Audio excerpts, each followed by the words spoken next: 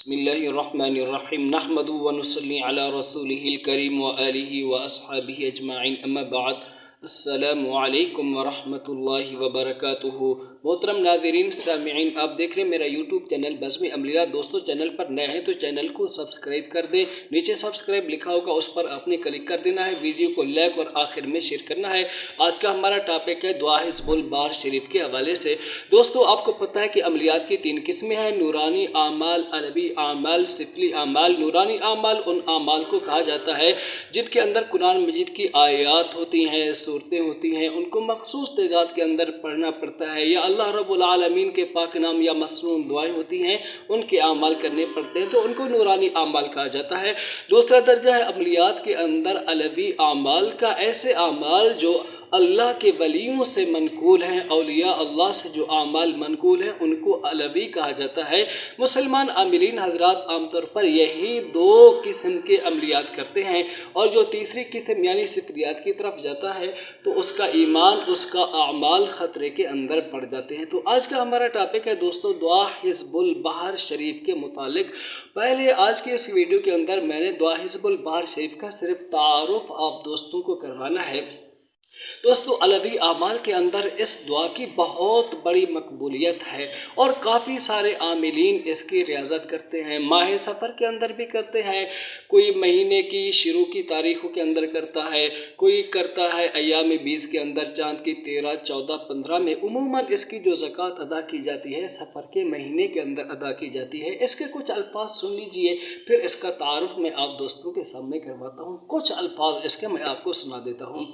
या अलीयु या अज़ीमु या हलीमु या अलीमु अंत रब्बी व इल्मुका हस्बी फनिअमर रब्बु रब्बी व निअमल हस्बु हस्बी तंसुर मन तशाअ व अंतल अज़ीज़ुर रहीम नस्अलुकल इस्मत फिल हरकाति वस्सकनाति वल कलिमाति वल इरादाति मिनल खतराति वज़्ज़ुनूनि वश्शुकूकि वल अवहामि सातिरति लिल क़ुलूब वल अवहामि सातिरति लिल क़ुलूब अन मुतालअतिल ग़ुयूब फ़क़द इब्तुलियल मुअमिनून व ज़ुलज़िलू ज़िलज़ालन शदीदा। दोस्तों, कुछ मैंने आपको सुना दिया है, ठीक है।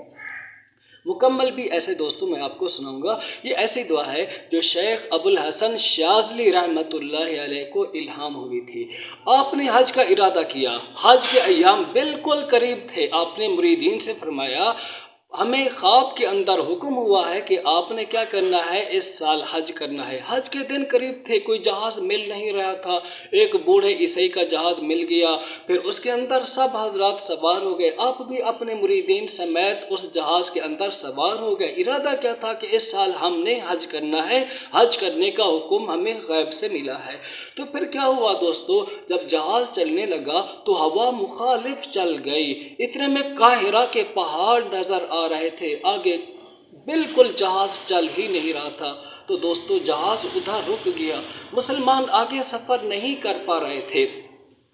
तो लोग ताने देने लगे कि शेख अबुल हसन शाज़ली रहमतुल्लाह अलैह कहते हैं कि इस साल हमने क्या करना है, हज करना है, और जहाज़ चल नहीं रहा।